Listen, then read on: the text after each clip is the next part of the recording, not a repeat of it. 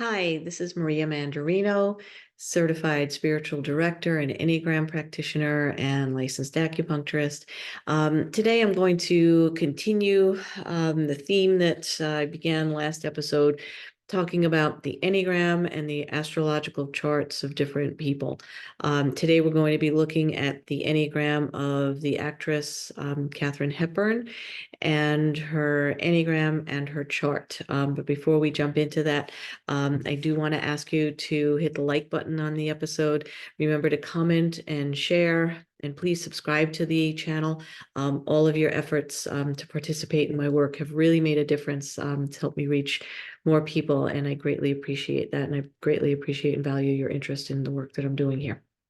So, and I should also mention, if you want to work with me privately, I do this work in the virtual space. Enneagram, looking at comparison chart to the Enneagram. I don't do full-blown charts at this point, but I am doing it in tandem with Enneagram with people. So you can sign up for that discovery call through my website, mariamandarino.com. If you're in town, want to do any acupuncture or somatic body work with me, you can also book that through the website and the various other things that I do as well. So back to Katharine Hepburn. Katharine Hepburn was a movie star of her time in the 40s and 50s and so forth, so on, I should say. And she was an Enneagram 8, the challenger, the protector. So we know the 8 is assertive, confident, and strong-willed, and Katharine Hepburn certainly came off that way, and she, for the most part, played those kind of strong, confident women in the roles that she took on. And we do know that an 8 will go to a 2 in security and attainment when they want to achieve a goal, and they'll look more like a type 2, which is the giver or the helper. And in stress, they will look more like a type 5, type 5 being the observer, also the researcher.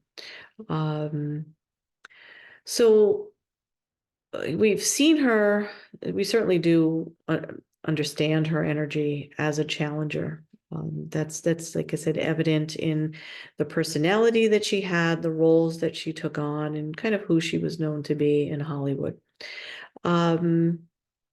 And of course, disclaimer, nobody knows that Katharine Hepburn was an Enneagram 8. We're supposing it. This is based on research that is out there on her. It's supposed that she is an Enneagram 8 with a wing 7. No one can ever propose to know anyone's full Enneagram type or actual Enneagram type without talking to the person, and clearly she's not around to ask.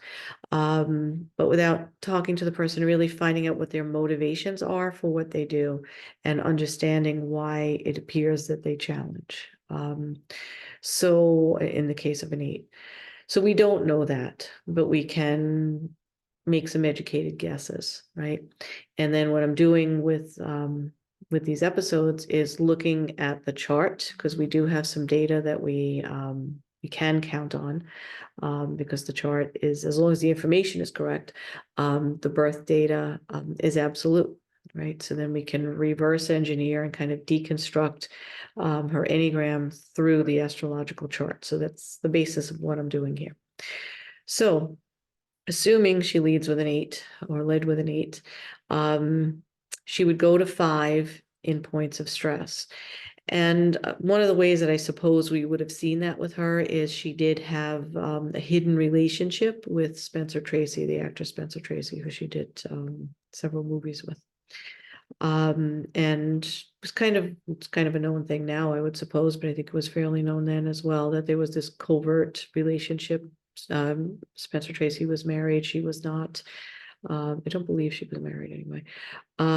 So anyway, obviously a stressful type of relationship, being, in a hidden relationship. So she would have acted more like a 5. And one of the things you can say about type 5s is they're really good at keeping secrets. They will keep a confidence if you share a secret with a 5, it's pretty much like putting it in the vault. Not to say that that's only true of 5s. Obviously, we know a 6 is going to probably do the same type of thing. I think it's fair to say there might be 9 reasons to keep a secret. We'd have to talk to the other types to know. But I think that's a fair thing. I don't think any one type is can keep a secret. It's just the reasons for doing it. So 5s honor privacy, right? So they're going to protect and honor those private details that they don't want people to know. So obviously she would be able to use that 5 energy for that. And then they go to 8s. Type 8s will go to type 2. They become the giver when they're feeling secure and at ease in their world. And Katharine Hepburn was known for being a great philanthropist, particularly in the arts, in the healthcare field, and also social justice causes. So it's kind of an extra vote for her being an 8. Because she did give in the arts, health, and in social justice realms. And she was known for being a compassionate and caring friend. So she did have that 2 energy, even though she could be that challenger and very much in control and very much not fit the prototype of a woman of her time. Even in modern times, it's difficult for women to be in the fullness of their 8. The 8s that I work with, the female 8s that I work with will tell you that. But back then, even tougher, because it's just not an expected role for a woman to challenge back in her day. So that's kind of a overview of her Enneagram. I am now going to go to her chart. Okay. So assuming we have the birth data right, Katharine Hepburn is both a Taurus Sun and a Taurus Moon. She's right here, 21 degrees. The Sun is 21 degrees of Taurus, and her Moon is 27 degrees of Taurus. Both of those are in the 7th house, having to do with relationship. I'm going to talk about that in a bit. But Taurus Sun is, first of all, Taurus is a fixed sign. So known for being stubborn, the bull, right? The bull's not going to move out of the street. You're not going to just kind of say, here, bull, come over here and let's move. The bull's going to move when the bull wants to move. Okay. So on the stubborn side, also known for being stable. Taurus is a sign of stability. It's again a fixed sign. And known for not yielding unless it wants to. So I think that kind of backs up her Enneagram 8. Most of the 8s that I see either have some planets going on in often Aquarius, often Leo, or often Taurus. So just as a kind of background on that one. So I think her 8 is definitely expressed through her Leo Sun. And then I'm going to actually jump around. I'm going to hold off on the Moon. And I'm going to jump up to her midheaven in Leo. This is her public image, how she wants to be seen as an actor. Speaks to the Leonian energy of being charismatic. You notice a Leo when they walk into the room. And they will also seek recognition. They want the recognition. They want the spotlight. They're comfortable with it. Leos are also known for having unique hair and hairstyles. I think you could probably say that of her. Her hair was always very tidy and kind of trademark hairstyle. So that's her midheaven in Leo. So we've got a Sun in Taurus, and I already mentioned before, like 8s usually have this Taurus Leo thing going on, right? So we see some Leo there. We see the Taurus with the Sun and the Moon. So let's go over to the Sun in Taurus next. Not the Sun, I'm sorry, the Moon in Taurus. So I think this is in the 7th house of relationships, both the Sun and the Moon. And just for the record, I want to focus on this, but Mercury is in here too. So I think it's fair to say that there's mindfulness around the seventh house. And so you have a woman who is in a covert, long-standing covert relationship. And the sun and the moon and Mercury are all co-present there in the seventh house of relationships in Taurus. So what does that mean? I think particularly with the moon is about emotions. Um, I think this is where her Enneagram 2 nature emerges. And this is where you can kind of see the nature of her relationship with Spencer Tracy. Again, the seventh house is your house of relationships, right? And then as Taurans are, they like nice things. They're classy. They like refined things. They're also good at discretion. So they're classy, refined, discreet. Okay, so I think those things would apply to her seventh house relationships. But the moon being there is where her emotions can enter into that. So she can do emotions in this house that has to do with discretion and emotions and keeping it classy and above board.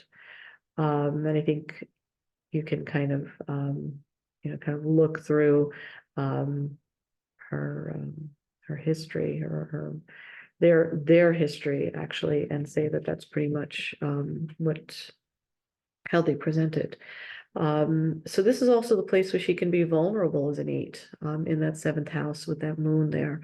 This is the place where she can be a vulnerable 8 and lean into that 2 energy, lean into that heart that comes that has to do with the Enneagram 2.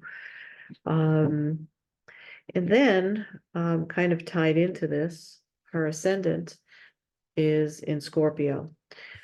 And I think this speaks mostly to her 5 nature, the 5 line that the 8 has in stressful situations. Okay. And again, a covert relationship kind of has an element of stress around it. So Scorpio is intense in nature. 5s once or twice are probably called intense. I know this 5 has been.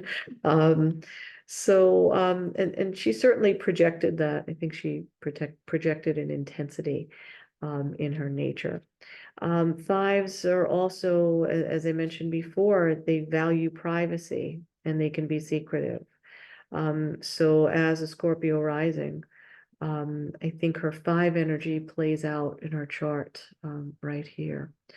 So not to say that's the only place you could explore the 5 qualities, but without going into a whole big full-blown examination of her chart, this is just kind of a cursory view and just a way to put the Enneagram on top of the chart or vice versa and kind of see how there's an eternal truth between the Enneagram and the chart, the astrological chart. Not to say that those are the only 2 systems of sacred geometry that overlap like this. They're the 2 that I play with. So if you are interested in doing work like this, you can certainly sign up through the website. I would love to help you explore that, where the dance happens between your Enneagram and your astrology, so you can become more self-aware. When we become more self-aware, we can transform and heal, not just ourselves, but when we do that, we heal our relationships and we make the planet a better place. So I would be honored and happy and excited to help you explore those parts of the energetic dance in your life and in your personality and in your chart and your Enneagram. So please feel free to schedule a discovery call with me. We can talk about whether we'd be a good fit to work together. Be happy to explore that with you. I do have a coffee account set up. I'll have that link in the show notes as well. If you would like to financially support the channel, that would be very much appreciated. And if you're not able, just please participate. It has meant everything, continues to mean everything. So please like, comment, subscribe, and share.